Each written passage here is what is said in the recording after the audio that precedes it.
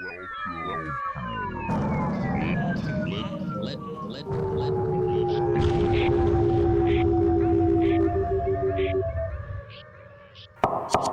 balloons. It's the alchemy of Unpopular opinions.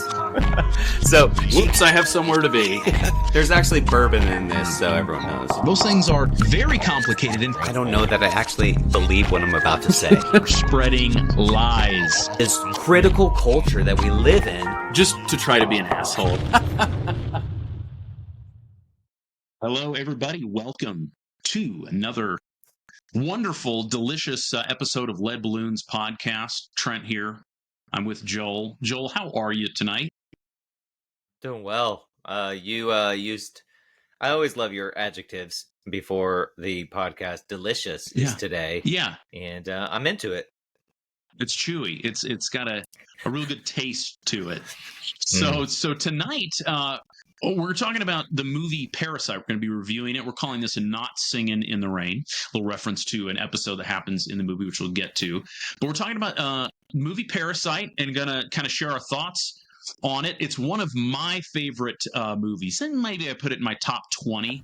I saw it, I think, during COVID lockdown, and just really loved it. So let's get into it. Talk about kind of just give a rough sketch, a bio data sketch of the movie. But Parasite is a 2019 film by a Korean director, Bong Joon-ho. It was actually the first non-English language film to win Best Picture at the Academy Awards. Interesting tidbit is you cannot enter a film in the category of Best Foreign Language Film and in Best Picture. So if you're nominated, you got to choose one. And they went all in for Best Picture, and sure enough, they won, which is impressive. So it fits within the genre of a dark comedy thriller, telling the story of the lower class Kim family, who come each in their clever turn to infiltrate the wealthy Park household as the household staff. And the way that they do that is actually quite funny. So the film, it definitely hits a lot of comedic notes, but it's also dark. It's suspenseful, and it's tragic. And there's plenty to talk about, plenty to chew on after you get done watching the movie. And so there's that side to it. And I'll get your take on it too, Joel, but I just found it to be entertaining as well. One of those movies that hits both notes, the entertainment note and the thought-provoking note. And so I love it for that. So if you have not seen this movie, let's give the spoiler alert. This is going to be a non-spoiler free zone here. So buckle up and go watch the movie and come back and listen to us. So Joel, you watched the movie recently, past few days. Give us 3 words that capture the feeling you got from this film during and after watching it. Feel free to comment on your 3 words too. You used the word suspenseful when you're talking about it, and that was one of the ones I would take about it. Yeah, it took a little bit to get there, about a third through the film, and then the suspense started slowly building, and it was at this mild level, and then it just ratcheted up, and that suspense was just like, oh my god, I can't believe this. But I would also use the word playful. It was playful in the way that it did things. That, there was parts of the movie where I felt like I might be watching just a ridiculous comedy. It's like, oh my gosh, what's happening? Kind of thing. This is crazy. Yeah. It's so funny. And then it got disturbing.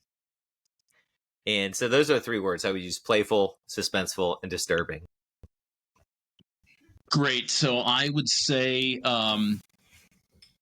yes, I would say unsettling, clever, and masterful. Those might be the words to describe it. Clever's a good one. I like clever. It's clever, right? It's a cleverly put together film, for sure, scene by scene. Each scene works. It moves at a good pace, keeps you engaged. I think it does take a little bit of time to get off the ground as they set the stage, but then so once they hit that pivot, maybe midway through the movie, man, it's you can't look. I mean, you better buckle up at that point. Okay, so I wanted to we'll come back to this because I have this down in my notes that we would rate the film like out of 4 stars and then talk about whether we'd recommend it, this kind of thing. Why don't we come back to that? Let's do a little bit more exposition if you're okay with that. And even if you're not, we'll do it too. So, because I'm the dang moderator, Joel, okay? Bring it. Okay, so I submit to your ways. I appreciate that. So let's give a little bit of backdrop. We'll do kind of a summary of the film for those of you who aren't as familiar with it, and for some of you maybe who've seen the movie. It's been a while, but I want to give a little bit of backdrop because I spent a year in South Korea, and so I've got some familiarity with the culture there, and coming to it fresh, like as an American, there are going to be some things that might be lost on you a little bit. So one thing to say is that the sort of main setting for the film is in the beautiful house, kind of a minimalist, spacious, sort of garden-oriented house. Much of it is set in this house, and the thing of the wealthy Park family. The thing to realize is that very few families in Korea have like a standalone, like a single family home. Most people live in apartment buildings, even people who have quite a bit of money. So to have a standalone home, it shows, and the movie makes it fairly clear that they're quite wealthy, but they're quite wealthy. Obviously, to have a household staff, and that the Mr. Park is probably, my guess in the movie, you'd say he's probably worth easily $10 million, probably. Sure. Yeah. $20 to $30 million. Is extraordinarily rich. And then the other thing to say is that the title Parasite, it kind of has like a double meaning, and we can Joel, you can, I'm going to say this and you can kind of come back at me, but you might have kind of clued into that as you watch the movie. But so the Park family is sort of parasitic on their household staff, which turns out to be, in this instance, the Kim family. But also the Kim family ends up being sort of parasitic on that household as well, as they infiltrate the household and seek to sort of take advantage of the opportunities there. Was that something you thought about? Did you think that was a unique title, or was there anything deeper to be said about that in your opinion? So remind me, is the title The Parasite or just Parasite? Just Parasite. Yeah, Parasite. Okay, so no definite article. Then honestly, it feels when I watch the movie, the word feels like wiggly. It doesn't feel solid. It feels amorphous. Because you feel when you watch this that there's really just this game that everyone's playing in terms of like providing for themselves and getting what they want and being completely, different kinds of unawareness that each has. And because of that, really just leans into this sense of taking for granted a lot of things. And when you think about a parasite, it's just something that's leeching on to others. I immediately think of the poor Kim family parasitically taking advantage of the Park family, who's very rich and very wealthy. But how did they get all that money? And you begin to go like, oh yeah. And so the way that the movie kind of spins these themes, you begin to kind of go, oh, this is not just a linear kind of thought. There's circular thinking here. There's actually counterpoints being made without like explicitly saying them. You just kind of feel them as you're watching the movie.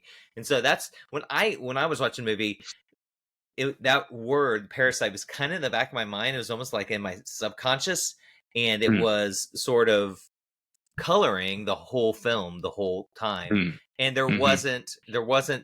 didn't seem to be any character in the film that couldn't fit that description of Parasite. Yeah, I think that's true. I think that's true indeed. The other thing to say, I think it's important that helps the movie live a little bit more is there's the theme throughout the movie of respect and of class awareness. Mr. Park talks about he really appreciates people who don't cross the line. I'd love to see what other possible translations were for that Korean phrase, but he doesn't like it when people cross the line, which ostensibly means who get out of order, seek to sort of do something outside of their class. And then there's the great scene towards the end of the movie where Mr. Kim, who now at this point has become the driver and kind of the errand guy of the house, he is told to come in on basically his day off, work overtime, and he's instructed to dress up as a Native American to take part in some ad hoc skit to impress Mr. Park's son. And you can see, that would probably be humiliating for an American worker, although maybe not as much, but in a Korean context where grown adult men, like there's a awareness not only of class structure, but also one thing I remember when I was in Korea is if you go out to eat in a bigger group, generally the oldest male will take care of the bill, and there's great honor given to older people. So to have this man who's in his late middle age, probably having to dress up and behave in such a way that would not have been seen as dignifying in any way. And we'll come back to that. There's I just love that when Mr. Park says he can see that Mr. Kim's upset, he goes, "Just remember that I'm paying you for this." Yeah. Which is just such a classic thing for people in the upper crust to say is, shut up and do what I tell you to do. Shut up and dance, and you're getting paid for it, so money can basically solve any problem, as if any amount of money would be worth the indignity of that moment, Yeah, I agree with that. And I was thinking about, that's interesting because that makes sense according to what I understand about honor shame cultures, which I know tend to be very alive in the East, and in particular cultures like Japan and Korea, where there's this very important, there's almost a performance that's involved in terms of, you described going out to eat, the oldest male, and like everyone's just kind of following the script.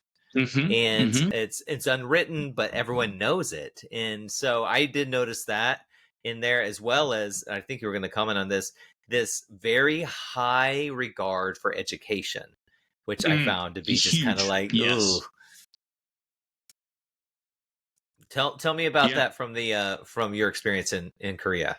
Oh, it's so important. I mean, it's just hyper competitive. And when I taught at the Hagwon, which is the private after school academy, especially the kids who were in middle school and higher, when they would show up, it was at the end of their long day of school. So they would show up anywhere between like 5 and 8 p.m. and they would all be half falling asleep because they would have been in school the whole day. And now they got to go to an after-school academy, and also that they can get into Seoul University or wherever, I forget the names now, wherever it might have been. It's extraordinarily important to perform well in the amount of stress that because there's a scene early in the movie where Kevin, or Ki-woo, the son in the Kim family, he has been hired as a tutor, and he's tutoring this the daughter. And maybe you'll remember her name, the Park daughter. Yeah. He's tutoring her, and he's trying to get under her skin to show her that she needs to really be dialed in and focused for this standardized test. And that's how it was. I remember students stressing out for their term exams and stuff. And it was insane. I mean, we know what stress is like here, but it's just ratcheted up a couple levels for sure. I find that kind of obsession bewildering. I don't know what kind of people they expect to create when you put children and adolescents through that gauntlet, other than highly manic, overachieving, just almost impossible to be around kind of people, or just completely destroy their psyches by the time they're adults. They're just completely... They have no idea what it means to feel feelings. They have no idea what it means to have a relationship. They're just so many things they're not learning because they're focusing so hyper focus, I guess I should say, hyper focus on this idea of education, this idea of sending their kids off at 6 a.m. and not seeing them until bedtime, day after day after day after day. And just like, whoa, that's just, to me, is not creating very healthy human beings. And I don't know. That's when I see that at play here in America, it grosses me out. And so when I sniffed it in this film, I was just like, oof, yeah, that sucks. Yeah, it's kind of stinky. Well, Joel, now that we're 15 minutes into the podcast, could you take a paragraph or two and give like a nice little elevator speech to summarize kind of the main plot points, if you're okay with that? I don't have the radio voice like you, Trent, but I'll do my best. The Park family. One man, one woman. Yeah. Okay. So the Park family are the wealthy people. The Kim family are the poor family. And we start out with the Kim family. They're sitting around in their below ground apartment. They're looking up through a window, and they're talking amongst themselves. They're clearly living in abject poverty. And there's a window that's up higher, and they see there's constantly this guy that keeps coming down who's a drunk and takes a leak by their house. So it just paints a picture early on, just the kind of squalor that they're living in, that the parents have lost their jobs, and they're like folding pizza boxes to try and get some money for a company, and whatever money they're getting isn't hardly enough to scrape by a living. And one of the older son, Kevin, Kiwoo, is that how you say it? Yeah, Kiwoo. Yeah, Kiwoo.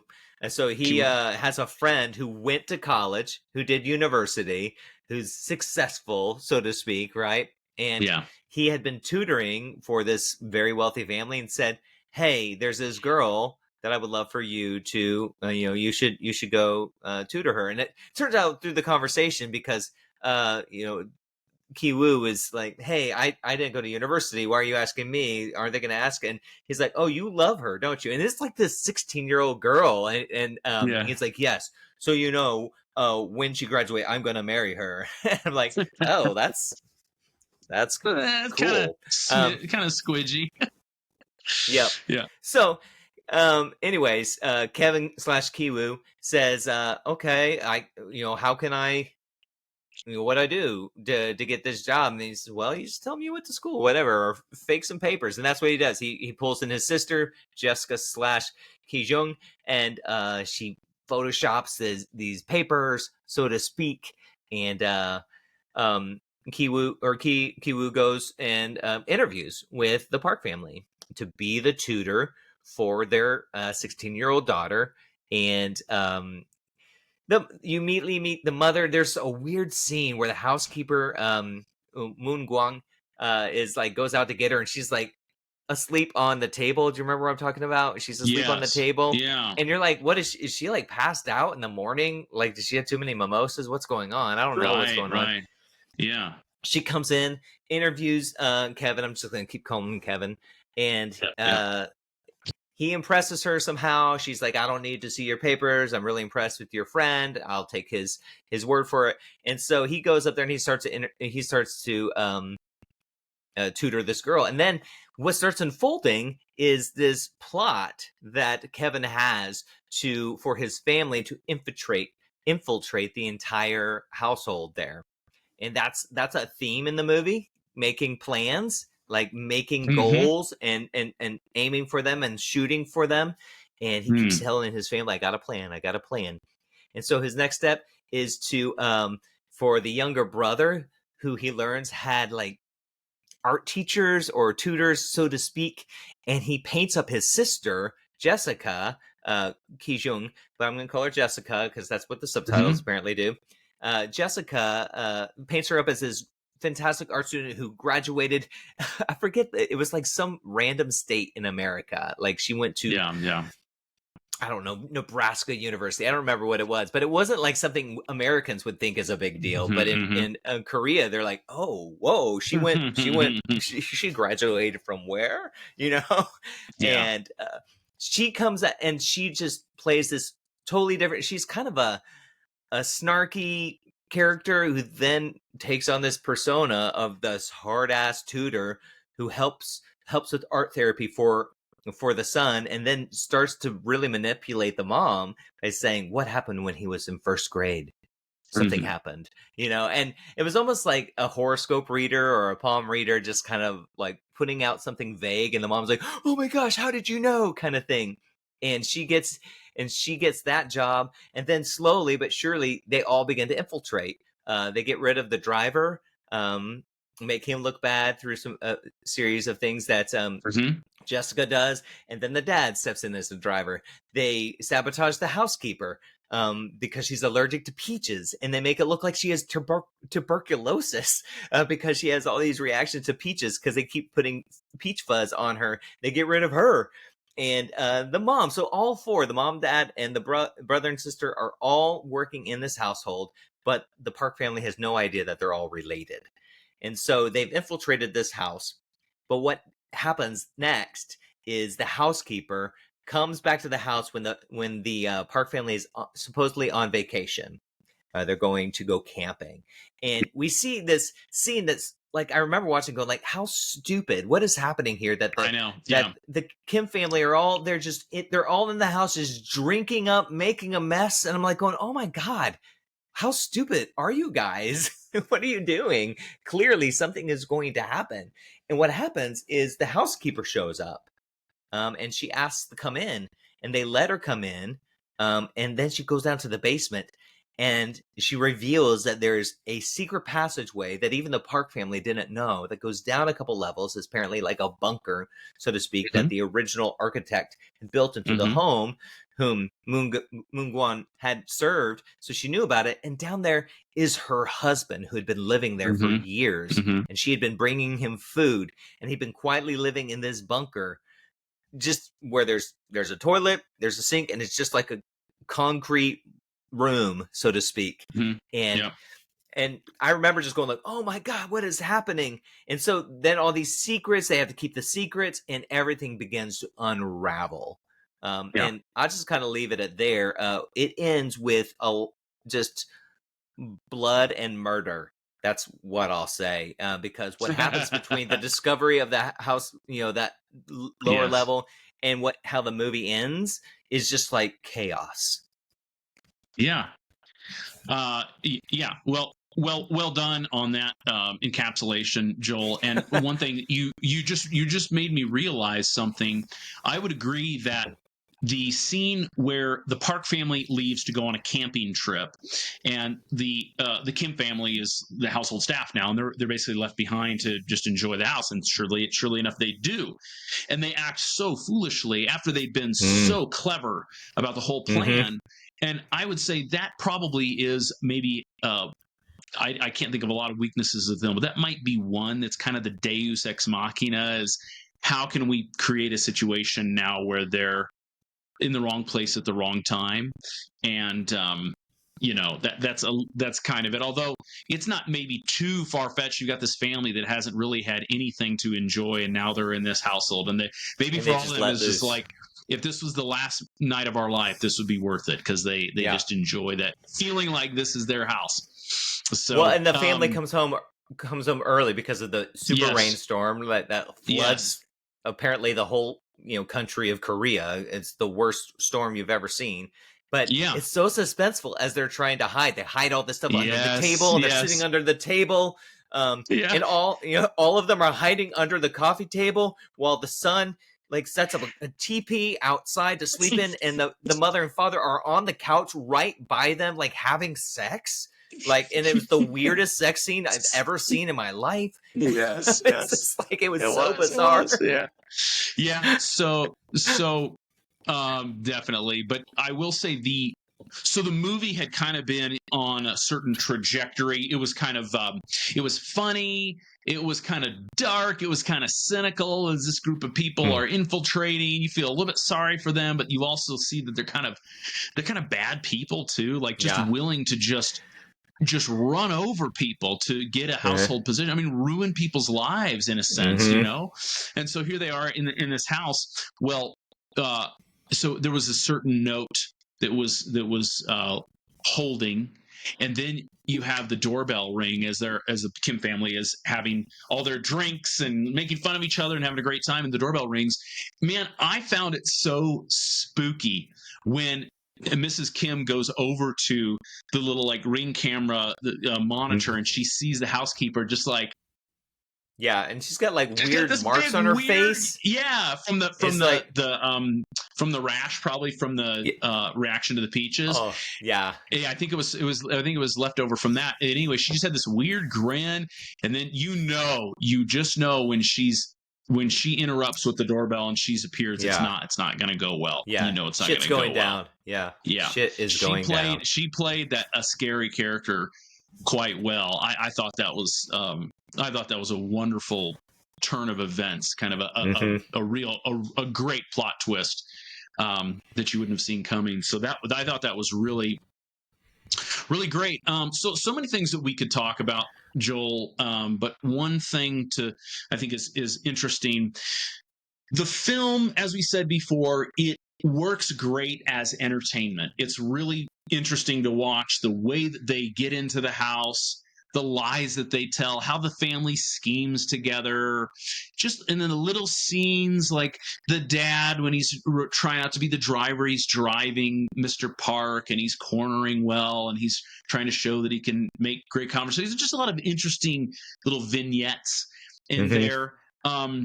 But so it works really well as entertainment, but I think that what makes the film so great is it works well as social commentary without being so in your face, just because the story is so intriguing and so well put together. But it's very powerful social commentary. And actually, I've watched now probably, I don't know, handful at least of Korean films. And some of the ones that I've seen, the more recent films, some of the ones I've seen have been great with their social consciousness and talking about big issues. So I love that. But one way, and I think the film did a great job of highlighting sort of the difference experiences that the upper and lower classes have, was the night when it rains, when everything goes down, shit goes down at the house, and it's pouring rain. And the rainstorm for the Park family is this kind of amusement, right?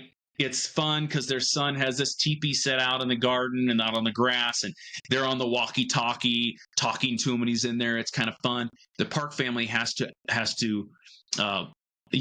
scurry out of the house when they have a chance and not be seen by the Parks, and then they have to walk home, presumably miles in the pouring downhill. rain.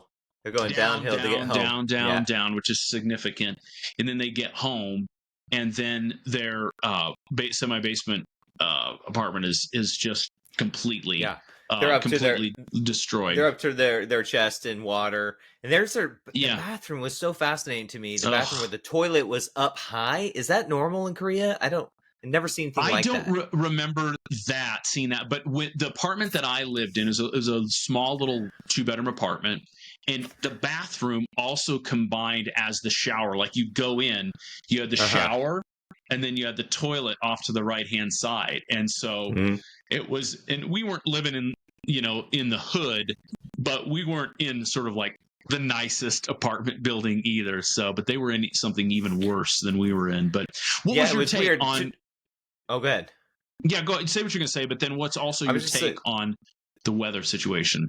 So, I'll get my take on that. The toilet thing I just want to comment on, because it was like I was looking at it and there was a huge step up, almost like nipple high.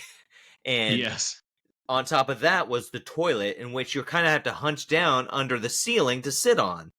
And I remember seeing that for the first time and going like, what is that?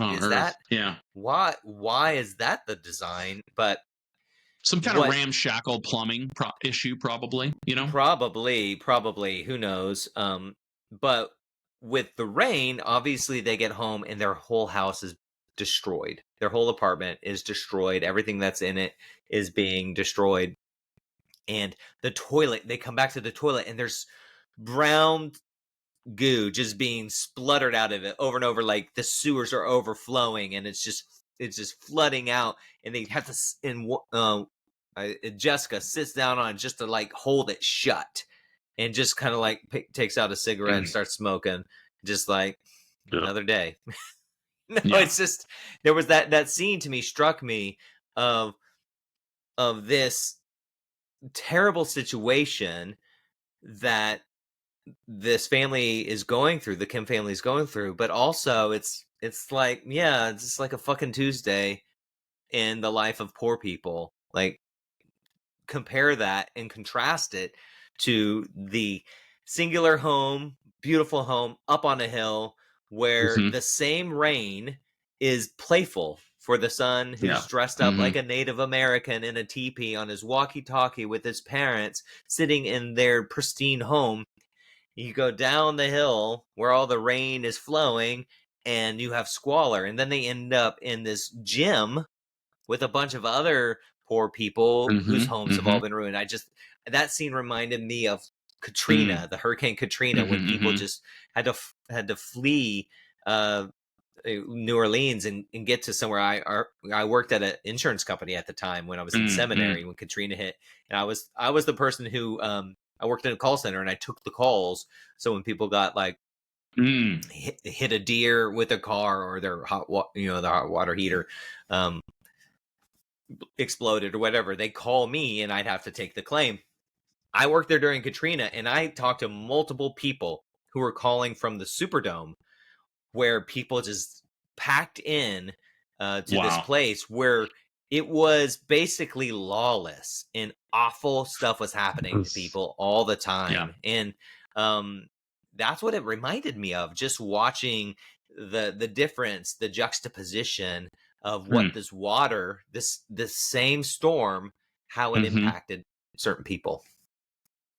And to kind of hook into that a little bit more, another theme that goes along with that is just sort of the inability of the Park family to sort of like understand what I don't see them being unkind to the Kim family in a blatant way, but they're just not aware of what other people are going through. And this is something that I've experienced personally. And I remember, my sister worked as a nanny for, I think, about 20 years. And she told me stories. This probably happened on multiple occasions where she'd be working for a family and they would forget her payday sometimes. And she'd have to remind them, or they're like, oh, we forgot to do this. And it's just like, guys, I don't know if you've ever looked at a pie chart here, or a graph, or a table of economic statistics, but most Americans live paycheck to paycheck, even ones who are doing really well. And if we don't get paid on time, we might miss rent. We might miss a credit card payment, an auto loan payment. We might, not be able to get groceries, whatever it is. And it's just like the things that they're not aware of. That you think of the Park family again, inviting the Kim, not inviting, but basically telling the Kim family, hey, you need to come into work. We've got an impromptu sort of garden party for our son, right? I think it was his son's birthday party or something, a little impromptu party. You're going to come to this, totally unaware of the night they just had and what the condition of their house is.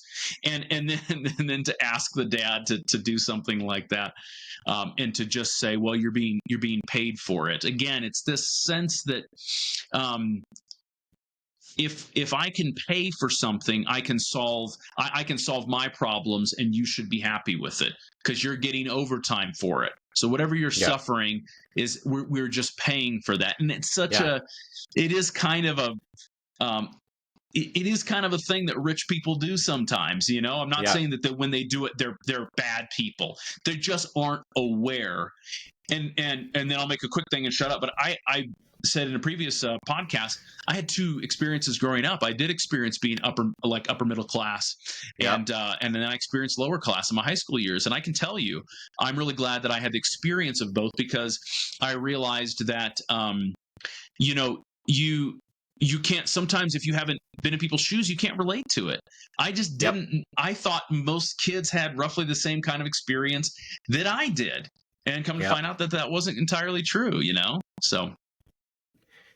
And I think that's really powerful, Trent, that you had that experience, because having multiple experiences gives you greater sense of empathy. It kind of forces your perception, your worldview to expand. And it took other situations for me to have my worldview expand. And commenting on the film, a part of that really struck me was how the Kim family supposedly had a certain smell about them. There's a scene where Yes. the boy goes over to Kevin and says, smells him, and says, or and goes over to the dad, smells him, is like, you smell like him, you know. And then there's another scene, fast forward, where the dad, Mr. Park, is talking about the driver, who's Mr. Kim, and talking about, yeah, he just has this smell that wafts back, and I'm not sure I can keep him, you know, kind of commenting on, that is unacceptable, whatever that smell is. It's not that it's ugly or a bad smell, it's just, what is that?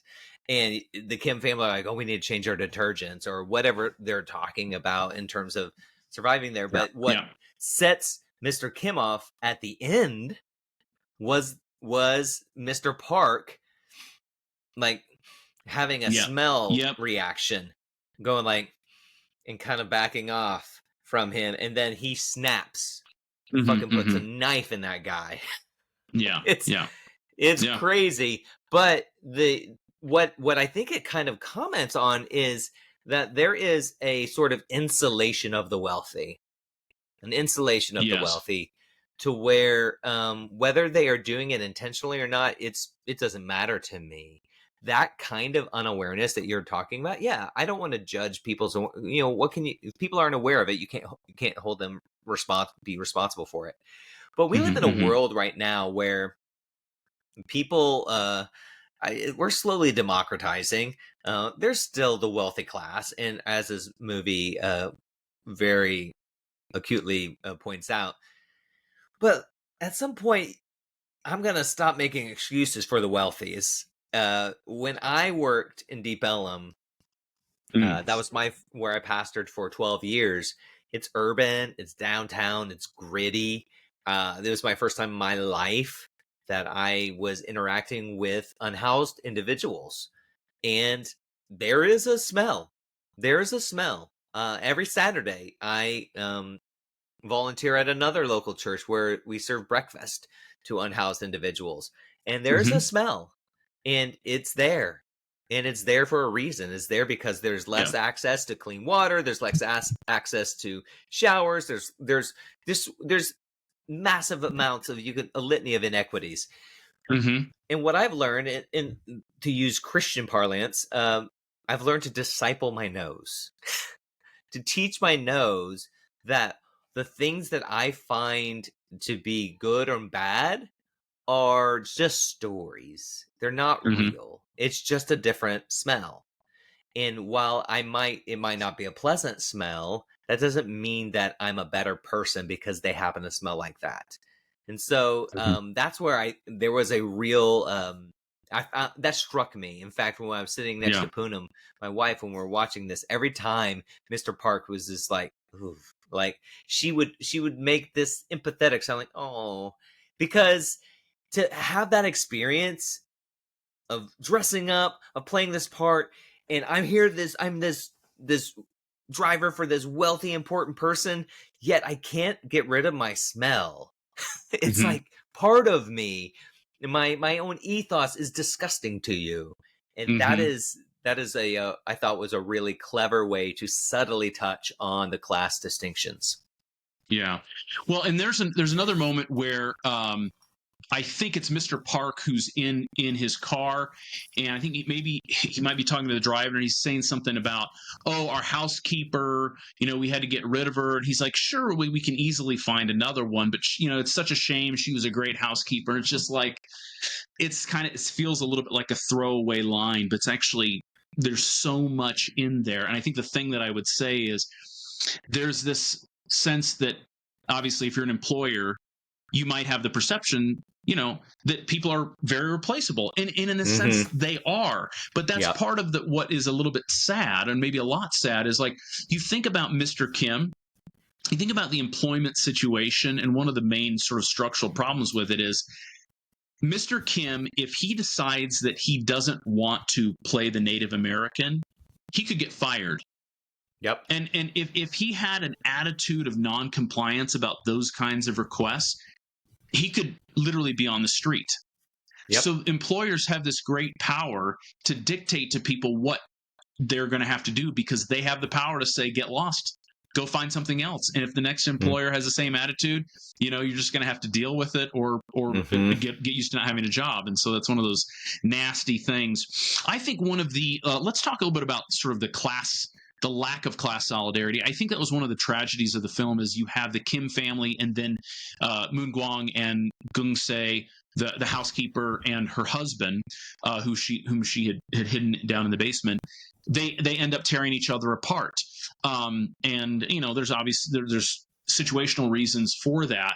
But I thought it was kind of a tragedy that was one of the tragedies that was explored in this film, was how these people who are having a lot of the same experiences together end up kind of tearing each other apart. What was your take on that aspect of the film? This people who should be in it together in a sense don't really have each other's backs.